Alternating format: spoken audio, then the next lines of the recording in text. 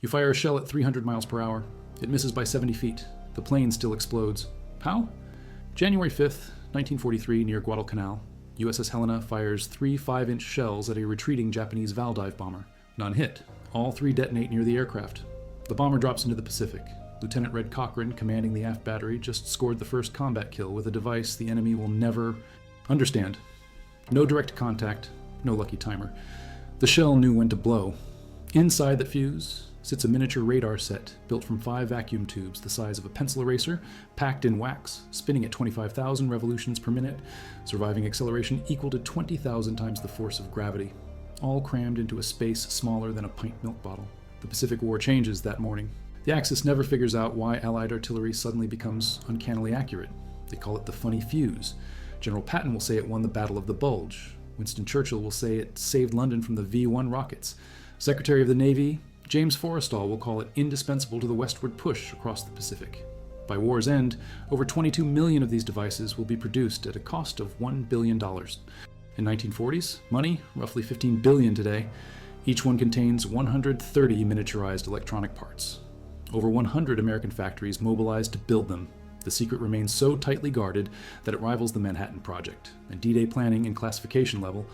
When a dud lands on Sicily in 1943, headquarters dispatches a special patrol to retrieve it before the Germans find it.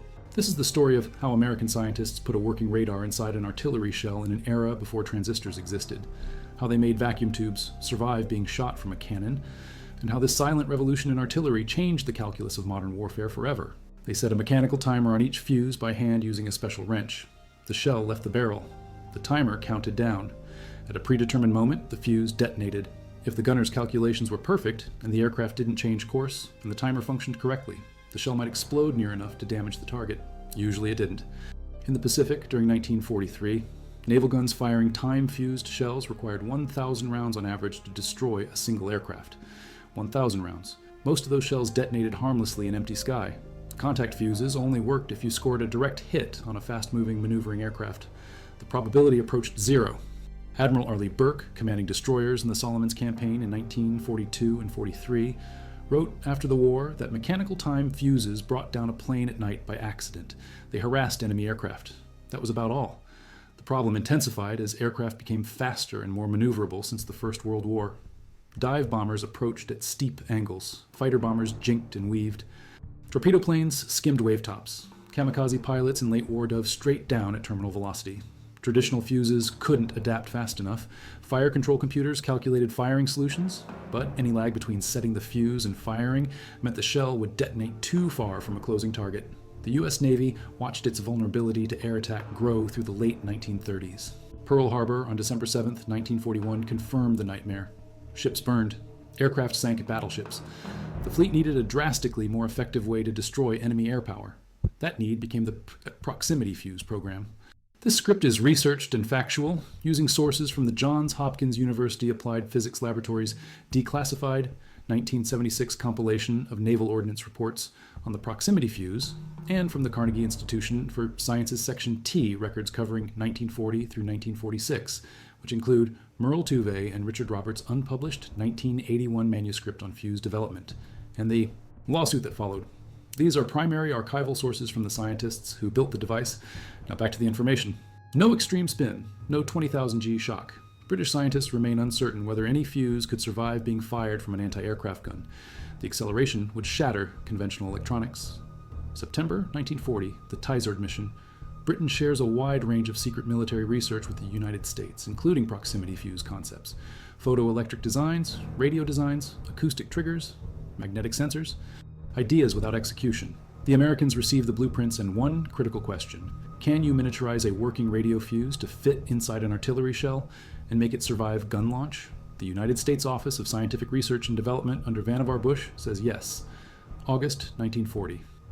The National Defense Research Committee assigns the project to Section T at the Department of Terrestrial Magnetism, Carnegie Institution of Washington. Section T, T for Tuve, Merle Antony. Tuve, born June 27, 1901 in Canton, South Dakota. Norwegian immigrant parents. Physics degree, University of Minnesota, 1922. PhD, Johns Hopkins, 1926. Dissertation on verifying the ionosphere using pulsed radio waves. Pioneering radar physicist. In 1925, as a graduate student, he and Gregory Bright conducted the first measurements of the ionosphere using pulsed radio. The technique revolutionized radio propagation research and laid groundwork for radar. By 1940, Tuve knows radio waves. He proposes an electronically activated proximity fuse, radio transmitter in the nose, continuous signal emission. Target reflects the signal back. Reflected waves amplified by vacuum tubes. When reflection reaches sufficient strength, a thyrotron tube acts as a switch. Energy stored in a tiny condenser fires an electrical detonator. Detonator triggers the main explosive charge. All of this in fractions of a second within a radius of about 70 feet from the target. Simple, in theory. The theory fits on a napkin. Engineering it into a combat weapon requires solving problems nobody has solved. A standard radio receiver might contain 6 to 8 tubes each the size of a light bulb. The Navy's 5-inch 38 caliber shell measures 20 3/4 inches long. 7 pounds of high explosive already fill the interior. The fuse must fit the volume of a pint milk bottle. No transistors exist. Solid-state electronics won't arrive until Bardeen, Bratton, and Shockley invent the transistor in 1947. Everything must use vacuum tubes. Miniature vacuum tubes exist for hearing aids made by Raytheon in Sylvania. They're fragile. They break when dropped. They certainly can't survive being shot from a cannon. Problem 2, survival. A 5-inch gun generates muzzle velocity of 2,800 feet per second. Acceleration hits 20,000 times normal gravity instantly. The shell spins at 25,000 revolutions per minute as it travels through the rifling grooves. Glass tubes would pulverize into powder with metal fragments. Electronic components would tear loose, circuits would short, the fuse would fail or detonate prematurely, killing the gun crew. Problem 3, power. The fuse needs a battery small enough to fit inside, powerful enough to operate transmitter and receiver, durable enough to function in temperatures from 100 degrees Fahrenheit to minus 50 degrees. Dry cell batteries of that size in 1940 go flat before they can be fired. Problem 4, safety. The fuse must not arm until it clears the gun barrel by a safe distance, must not detonate from handling during transport, must not respond to friendly aircraft, must self-destruct if it becomes a dud to prevent enemy capture, must function reliably enough that the Navy will trust it on every ship. The wax equalizes stress during acceleration. They use planar electrodes to reduce mechanical strain. They pack components in oil. They test by actually firing fuses from 5-inch guns and examining failures. Each firing teaches them what breaks and why. January 29, 1942. Dahlgren Naval Proving Ground, Potomac River Range. First test of assembled proximity fuses in 5-inch projectiles. 52% activate successfully. Not enough.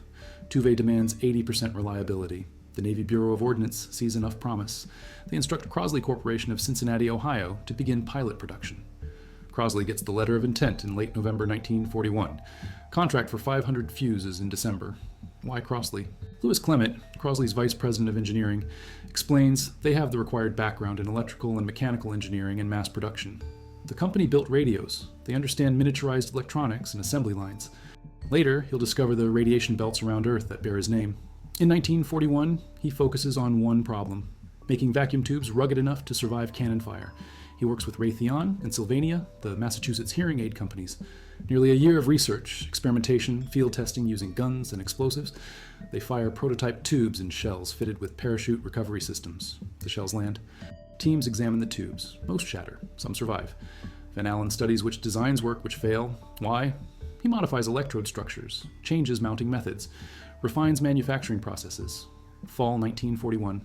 Sylvania enters the tube program, contributes improved tube types, glass quality improves, potting methods advance. They test metal envelope tubes to overcome glass failures. Eventually, glass tube improvements make metal tubes unnecessary. January 1942. Dahlgren tests show better than 50% success, good enough to bring in a manufacturer. The electrolyte fluid sits separated in a glass ampule inside the battery. The shock of muzzle blast shatters the glass. Centrifugal force from the spinning shell pushes the fluid out to stacked carbon and zinc plates surrounding the ampule. The battery activates. Power flows. The design provides more stability, longer shelf life. Safety features capitalize on spin rate, triggering charges intentionally misaligned until spun into place. Handlers can work with unfired shells without risk. A mechanical clock incorporated into the fuse prevents functioning for 0.3 to 0.5 of a second after firing. The shell clears the muzzle and nearby ships before arming. RCA develops components. Sylvania manufactures tubes. General Electric, Eastman Kodak Westinghouse, Zenith, Philco, even Wurlitzer organs contribute parts. The fuse becomes a collaborative industrial effort spanning over 100 companies. 87 different firms using 110 factories engage in some phase of production. Scheduled 2-day live fire evaluation. Targets: 3 radio-controlled drones. Small aircraft under remote control. Controllers fly evasive maneuvers. Cleveland's 5-inch guns fire proximity fused shells. 4 bursts. All 3 drones destroyed on the first day. Navy observers watch, astonished. The test scheduled for 2 days ends after 1. The Navy cancels the remainder. No need. It works. The Bureau of Ordnance immediately orders mass production. Crosley, RCA, Eastman Kodak, General Electric, McQuay Norris all begin assembling VT fuses using miniaturized glass vacuum tubes from Sylvania. Production starts slow. By year's end, 1942, 500 units per day. By late 1943, 40,000 units daily. By war's end, 70,000 units per day. The fuse designated Mark 32 for the Navy 5-inch 38 gun. Modifications follow for British Navy guns, U.S. Army guns, British Army guns. 8 different fuse for U.S. Navy, 12 for U.S. Army, 4 for Royal Navy, 6 for British Army. Demand grows as combat proves effectiveness. They lease a 3-story building in Silver Spring, Maryland. Former garage on ground floor. Social Security Administration offices on upper floors. Converted to laboratory and office space. Tuve establishes the Applied Physics Laboratory, APL. He becomes first director. Staff grows from 100 to 800 people. International reputation builds as an institution that does the impossible. The program remains classified top secret. Code name for the fuse, variable time, VT, deliberately misleading. Captain S.R. Shoemaker, Director of Bureau of Ordnance Research and Development Division, coins the term. Descriptive without revealing technology, guards the secret as tightly as the atomic bomb project. Need to prevent enemy capture and reverse engineering. If Germany or Japan obtains a working fuse, they could copy it, or develop countermeasures, or jam the radio signals. The Pentagon initially restricts use to over deep water. Duds fall into the ocean, out of enemy reach. No land use authorized despite Army requests. Task force of 7 cruisers and escorts. Morning. 8 Japanese Aichi D-3A Val dive bombers attack. Slow, obsolete aircraft, but accurate and durable. One scores a hit on New Zealand light cruiser Achilles. The group breaks off. As Vals depart, USS Helena CL-50 light cruiser unleashes a barrage. Her anti-aircraft defenses: 12 5-inch guns, 20mm guns, 40mm guns. Lieutenant Red Cochran commands the aft 5-inch battery. Mix of ammunition, half conventional, half special fused projectiles. Mark 32 VT fuses, 3 shells fired, long range. All 3 detonate near the aircraft without direct hits. One Val clearly brought down by a very close burst. Another goes down as well. First combat kills. The fuses manufactured by Crosley Corporation. The engagement receives no public attention at the time. Classified, but it marks a transformative moment in artillery and aerial warfare history. First enemy aircraft deliberately brought down by near miss. Commander William Deke Parsons, Principal Bureau of Ordnance Liaison Officer during development, witnesses from aboard ship. He verifies effectiveness. Later, he'll be the bombardier on Enola Gay, which drops the first atomic bomb on Hiroshima. He knows weapons that change war. Combat reports flow back to Applied Physics Laboratory. James Van Allen commissioned as naval officer, assigned to Admiral Willis Lee's staff on USS Washington. Type commander of battleships in Pacific Fleet. Lee, informal president of the Navy Gun Club, acknowledged leading gunnery officer. Van Allen helps introduce the new fuse to gunnery officers across the South Pacific. 3,000 carefully counted proximity fuse projectiles loaded into a troop ship at Mare Island near San Francisco. Van Allen oversees loading. Ship travels without escort. Secret destination. Within a week of receiving his commission, signed personally by Frank Knox, Secretary of the Navy, Van Allen at sea. He arrives on Washington about 2 weeks after her engagement with a Japanese task force in the strait between Tulagi and Guadalcanal, Iron Bottom Bay. Van Allen serves 8 months sea duty on Washington and other ships, reads combat reports, summarizes effectiveness data, discovers grave shortcomings, large percentage of duds. Battery shelf life expires during long transport from states to combatant ships. High temperatures in cargo holds accelerate degradation. Van Allen sets up rebatterying stations at ammunition depots, Numia, Espiritu Santo, Tulagi, Guadalcanal. Manus Island, ammunition barges at Enuituk Atoll, Kwajalein, Ulithi. The logistics of keeping fuses functional across the Pacific become a secondary war effort. Double the hit rate despite being a quarter of ammunition expended. The fuse increases lethal fragment area from 60 square feet with conventional fuses to 3,000 square feet, 50 times more deadly. Night kill ratios increase by 370%. Analysis by Ralph Baldwin, senior APL physicist and fuse developer, examines 278 aircraft shot down by VT fused projectiles between October 1944 and August 1945. Only 46 would have been destroyed if time-fused projectiles had been employed. 6-to-1 effectiveness ratio. Will Jurens, Ordnance Authority estimates Baldwin's ratio assumes 70% of VT fuses worked. A 50% failure rate, the Navy's lower limit of acceptability, meant effectiveness closer to 4-1. Still devastating improvement. Mechanical time fuses, like the Mark 18, work 90 to 95% of the time. VT fuses achieve 70% at best, often 50%. But when they work so much better that the math favors them overwhelmingly. Fighter Director Tally reveals the little group of ships and planes opposed 156 enemy planes. End of first half hour, Evans hit 4 times by suicide planes, each ablaze from AA fire before impact. Hadley knocked down a dozen enemy planes. Evans accounted for 23 before retiring from the fight. Bureau of Naval Personnel Bulletin all hands verdict. Indispensable. Admiral Arleigh Burke, later Chief of Naval Operations, speaks in 1978 interview at Applied Physics Laboratory about serving as Chief of Staff to Vice Admiral Mark Mitcher, who commanded fast carrier task forces. All 5-inch 38 and 5-inch 25 ammunition fitted with VT fuses. Those fuses knocked down enemy planes by dozens. Without protection, this ingenious device gave surface ships of the fleet the westward push could not have been so swift. Cost in men and ships would have been immeasurably greater. Some naval historians believe Japan resorted to kamikaze attacks in part due to dire losses of seasoned aircrew to American AA fire.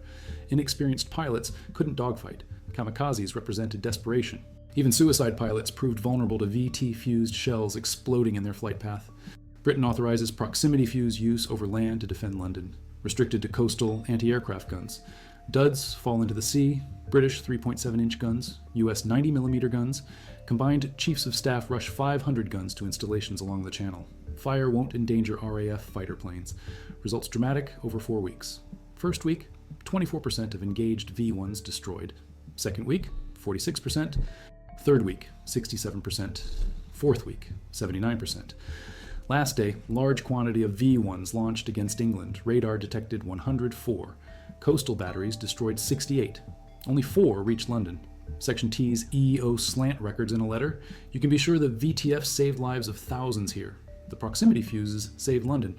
Winston Churchill later states, these so-called proximity fuses made in the United States proved potent against the small unmanned aircraft with which we were assailed in 1944. Missiles aimed at destroying the port. Germans adjust V1s to fly as low as 1,200 feet, making interception vastly more difficult. APL physicists quickly designed modified fuse for 3.7 and 90mm AA shells, rushed into production at Crosley Factory in Cincinnati. Churchill authorizes special flight of Lancaster bombers to transport fuses from Cincinnati to Antwerp. A single anti-aircraft unit in Antwerp destroys 48 of first 75 V1s encountered. Aerial attacks largely thwarted. Great Supply Port remains open without interruption for duration of war. British Prime Minister credits American-made proximity fuses with defending the port and keeping supplies flowing to Allied armies. 44. Too dangerous. Fear that fuses might fall into German hands. Enemy could reverse engineer the technology, create weapons to destroy Allied bombers, develop jamming, find countermeasures. Army Air Forces insists on restriction. Navy fires proximity-fused anti-aircraft shells in July 1943 during invasion of Sicily. When a dud shell lands on the island, headquarters dispatches special patrol to find and retrieve the fuse. Before Germans do, General Dwight Eisenhower demands change. December 16, 1944. Germany launches Battle of the Bulge, last major offensive on Western Front. German armor breaks through Ardennes Forest. Lightly armed U.S. cavalry units need artillery support. Colonel George Axelson, commander of 406th Artillery Group, faces difficult decision morning of December 16th. Germans attacking 38th Cavalry Squadron dug in around Monschau, Germany. Cavalry calls for artillery. Axelson has new secret shells just issued. Eisenhower has not yet given permission to use the weapon. Emergency trumps restrictions. Axelson orders gunners to use the new shells. December 19th, 3 days after Axelson breaks embargo, Eisenhower formally asks for clearance. December 21st, all restrictions removed. Code name for Army proximity fuses, Posit. 200,000 shells with VT fuses used in Battle of the Bulge. Allied heavy artillery becomes far more devastating. All shells now explode just before hitting ground. Airburst over infantry positions. Shrapnel rains down. Foxholes provide no protection. Shrapnel penetrates log-reinforced bunkers. German divisions caught and open felt safe from timed fire. Bad weather prevented accurate observation for conventional artillery. VT fuses need no observation. They sense ground and detonate at preset altitude, 20 to 50 feet above terrain. Perfect anti-personnel height. High-velocity artillery means targeted German soldiers can't hear shells until they burst overhead. POW interviews describe soldiers emerging from barrages in dazed state. They realize facing new kind of artillery. Can't understand how it works. Can't evade it. 8th Infantry Division catches German patrol in Hurtgen Forest. Battalion concentration. Sauer River crossing. General George Patton writes to Major General Levin Campbell, Jr., Chief of Army Ordnance. The new shell with the funny fuse is devastating. We caught a German battalion trying to get across the Sauer River with a battalion concentration and killed by actual count 702. When all armies get this shell, we will have to devise some new method of warfare. I'm glad you all thought of it first. Patton credits Proximity Fuses with saving Liege. States their use required revision of tactics of land warfare. The funny fuse won the Battle of the Bulge for us. When all armies get this shell, new method of warfare needed. He's right. While radio proximity fuse does its work across battlefields of World War II, that new method being tested at Alamogordo, New Mexico, Manhattan Project, atomic bomb. But for now, the VT Fuze represents the cutting edge of conventional warfare technology. They have no explanation. Some German research programs exist, over 30 German proximity fuse programs, covering acoustic, photoelectric, magnetic, radio methods. None produce combat-ready weapon. Germany began developing radio fuse in 1930s. Workable version never goes into production. Complexity defeats them. Same challenges Americans faced. Miniaturization, survivability, reliability, mass production. British created radar-based proximity fuses for unrotated projectiles like bombs and rockets. Artillery shells present additional challenges. September 1940, Tizard mission shares research. Americans succeed where others couldn't because of industrial capacity, collaborative effort, relentless testing, and acceptance of imperfect reliability in exchange for massive effectiveness gain. By war's end, Army of Workers assembled and installed over 22 million VT fuses. Each contains approximately 130 miniaturized electronic parts. Cost exceeds $1 billion in 1940s money, roughly $15 billion today. One of 3 critical secret projects pivotal for Allied victory alongside atomic bomb and radar. Admiral Lewis Strauss writes, one of the most original and effective military developments in World War II was the Proximity or VT Fuze, found use in both Army and Navy, employed in defense of London. While no one invention won the war, Proximity Fuze must be listed among a very small group of developments, such as radar upon which victory very largely depended. First accepted fuses, September 1942, initially 500 per day, late 1943, 40,000 daily, war's end, 70,000 daily, quality control critical, Bureau of Ordnance sets up organization, Applied Physics Laboratory provides oversight, Dahlgren Naval Proving Ground conducts testing, Potomac River Range fires test rounds continuously 24 hours a day, 7 days a week.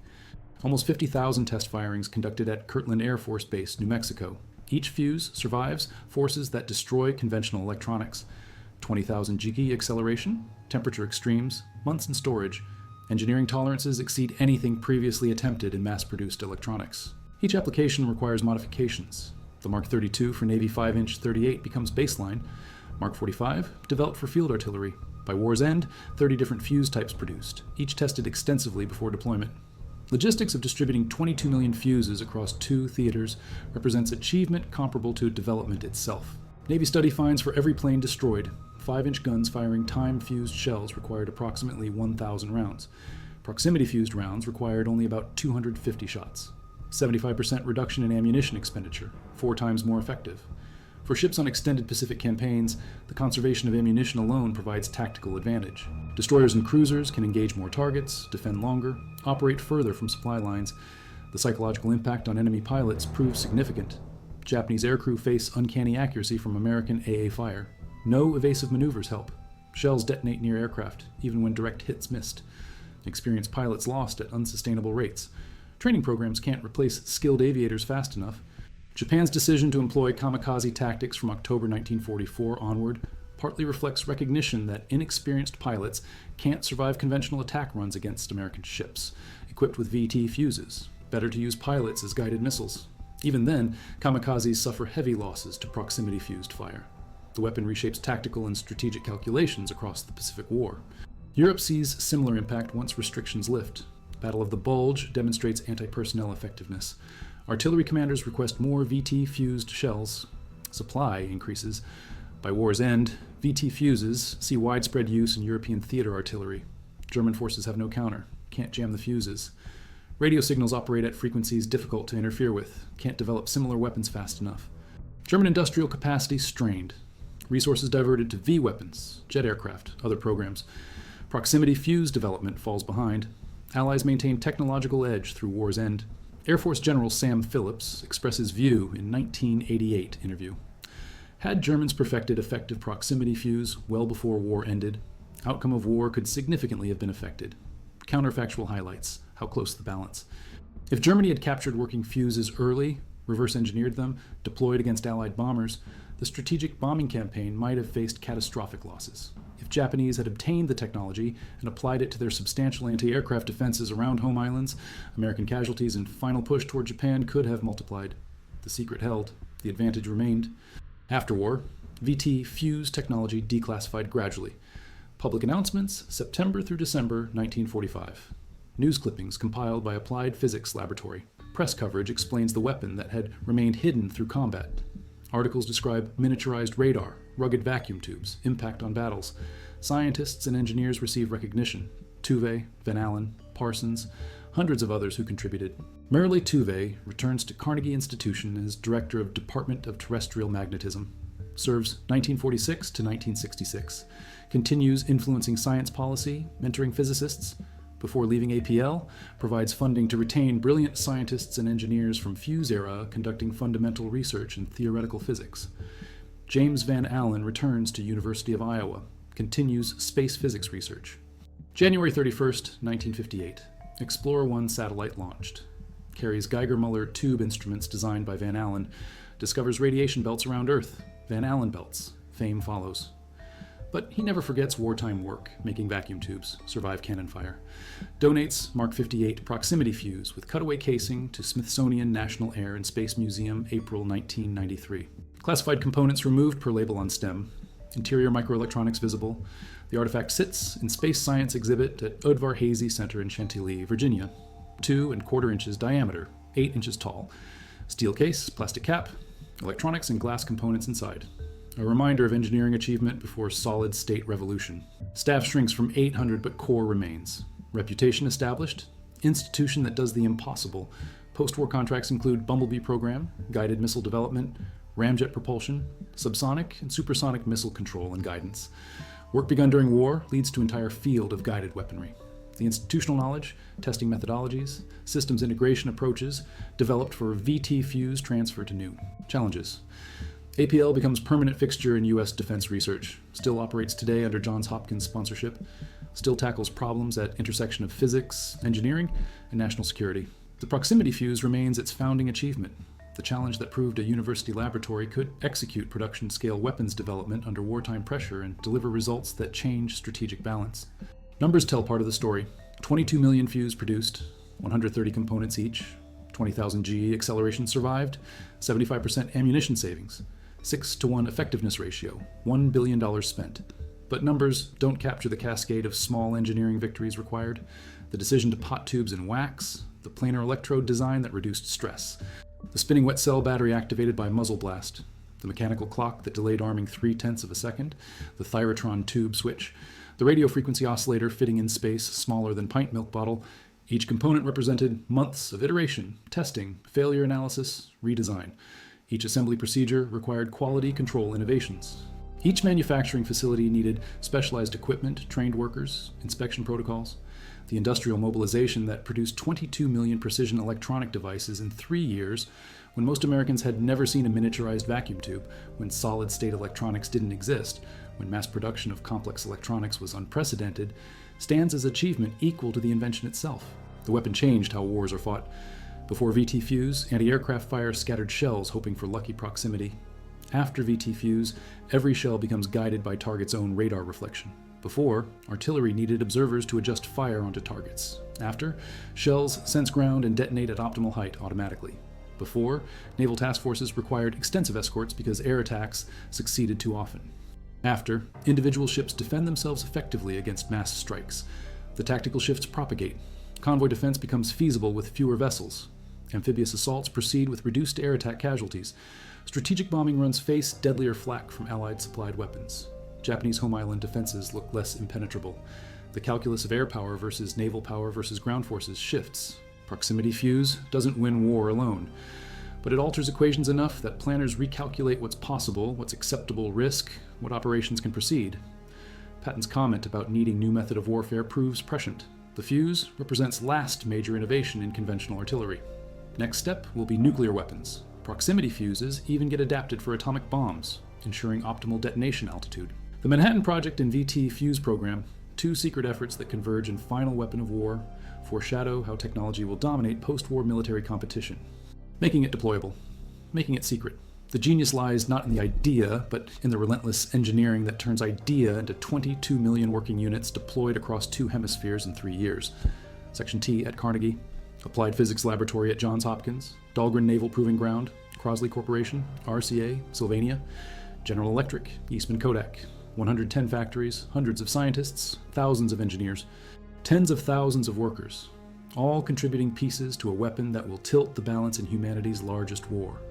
All sworn to secrecy so complete that enemy never understands what hits them. Germans keep developing countermeasures for weapons that use different principles. Japanese pilots keep dying to bursts they can't predict. American and British forces keep pressing advantages they can't publicly explain until war ends. The Mark 53 fuse sits in museum now. Cutaway reveals interior, miniature tubes visible, wax potting evident, circuit board smaller than modern postage stamp, antenna contacts, battery housing, detonator mechanism, safety clock. Each component precision machined, hand-assembled, tested, packed, shipped, loaded into shell, fired at enemy, or not fired. Many fuses never see combat, sit in magazines, get replaced as batteries age, returned to depots for rebatterying, recycled into new projectiles. The logistics of managing millions of time-sensitive explosive electronic devices across global supply chain represents its own achievement. No computers tracking inventory, no barcodes. Just paperwork, discipline, trained personnel following procedures. Mistakes mean ships without ammunition, or battalions with dead fuses, or worse, premature detonations that kill friendly forces. The safety record remains remarkably good given scale. Bore bursts rare. Premature detonations tracked and causes addressed. Self-destruct mechanisms work as designed. Duds that fall into enemy hands stay rare enough that secret holds until intentional declassification. Lawsuit. Disputes over who invented what, who deserves recognition, how military contracts handled intellectual property. The compressed timeline of wartime development left documentation incomplete. Multiple parties contributed. British-originated concept. Americans engineered execution. Private companies manufactured. Government directed and funded. Sorting credit proves messy. The manuscript remains unpublished, sitting in Carnegie Institution archives. Researchers access it for historical studies. It provides insider perspective on how crash weapons program operates under pressure, how collaboration sometimes breeds conflict, how national crisis forces compromises on normal procedures. The Proximity Fuze development was not a clean story of unified effort. It was messy, contentious, brilliant, desperate, successful, despite friction because war demanded success. Tuve drove his team relentlessly. Signs posted in laboratory.